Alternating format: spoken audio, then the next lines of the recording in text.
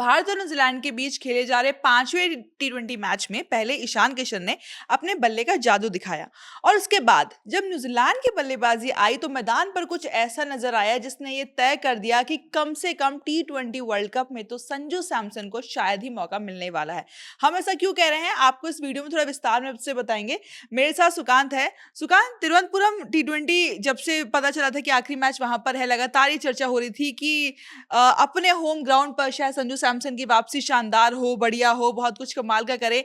ऐसा कुछ हुआ नहीं। तो पहले हम संजू सैमसन की पारी के बारे में ही बात करते हैं कि आज बल्ले से उन्होंने क्या किया।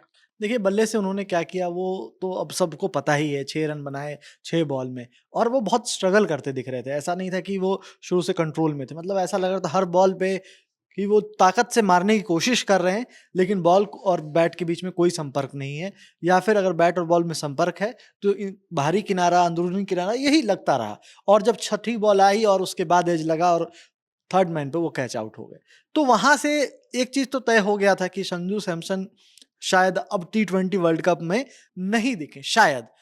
और ये जो आप शायद कह रहे हैं, इस शायद पे आप कह सकते हैं the last nail in the coffin, यानी कि ताबूत की आखिरी कील गाड़ी है ईशान किशन ने। क्योंकि आज के मैच में जो उन्होंने कमाल किया है, जो कमाल की बल्लेबाजी दिखाई है, जिस तरीके के छक्के चौके वो लगा रहे थे, हर छक्के के साथ मुझे लगता है कि वो उम्मीदें टूटती जा रही थी संजू सैमसन की कि वो टी20 वर्ल्ड कप में प्लेइंग 11 का हिस्सा हो सकते हैं। बिल्कुल, और वो चेहरे पे भी नज़र आने लगा था।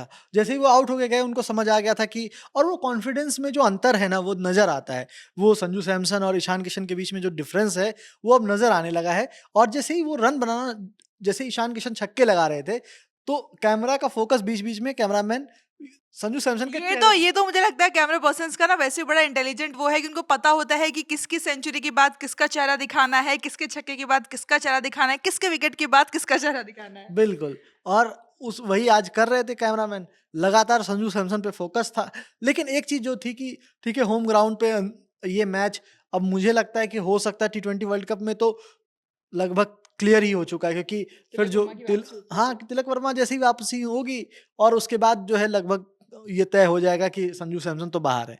लेकिन जो सबसे बड़ी बात है, वो ये कि ईशान किशन जिस फ़ॉर्म में हैं, आप उनको इग्नोर कर ही नहीं सकते हो। मतलब ऐसा है कि संजू सैमसन के अलावा अगर संजू सैमसन रन भी बना रहे होते, तो शायद ईशान किशन ही फर्स्ट चॉइस हो जाते, जिस तरह की पारी आज उन्होंने खेली है। लेकिन जो उसके बाद एक सीन जिसकी बात मैं आपको। मैं वही बोलने वाली थी कि बल्लेबाजी तो ठीक है, लेकिन बात यहाँ सिर्फ बल्लेबाजी की नहीं है।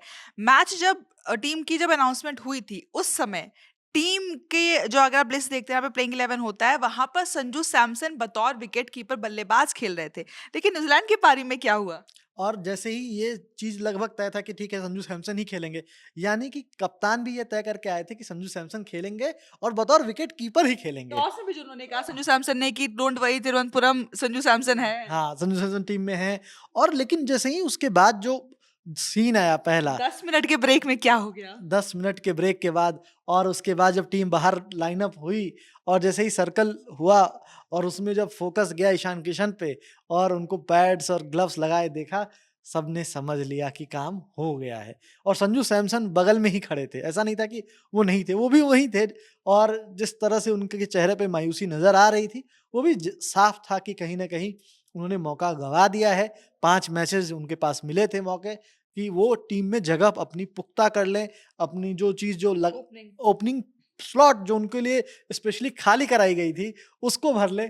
लेकिन अचानक से वाइल्ड कार्ड एंट्री हो गई है ईशान किशन की, और जो फ़ॉर्म और जो एक तरीके से कह सकते हैं लगातार डोमेस्टिक में खेलने का कॉन्फिडेंस उन्होंने गेन किया है, वो अब दिखने लगा है कि वो इंटरनेशनल स्टेज पे उसको कंटिन्यू कर रहे हैं, और ये बहुत ख़ास है।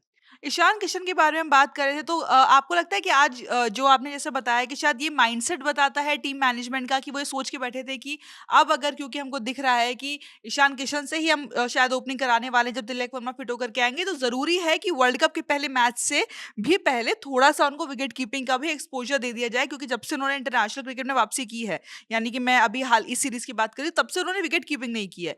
तो ये एक मैसेज था कि चलिए टी20 वर्ल्ड कप में क्योंकि अब अगर संजू सैमसन बाहर होते और ईशान आते, ईशान ही विकेट कीपर होंगे, तो जरूरी है कि उनको थोड़ा सा एक्सपीरियंस दे दिया जाए। बिल्कुल, देखिए वो ऐसा नहीं कि वो विकेट कीपिंग नहीं करते हैं, झारखंड के लिए भी वो नहीं, करते मैं रहे। इंटरनेशनल की बात कर रही थी कि जब हाँ। से वो टी20 की टीम इंडिया में वापस आए हैं तब से। हाँ, तो क्योंकि तब से वो तय था कि ठीक है संजू सैमसन ही फर्स्ट चॉइस है।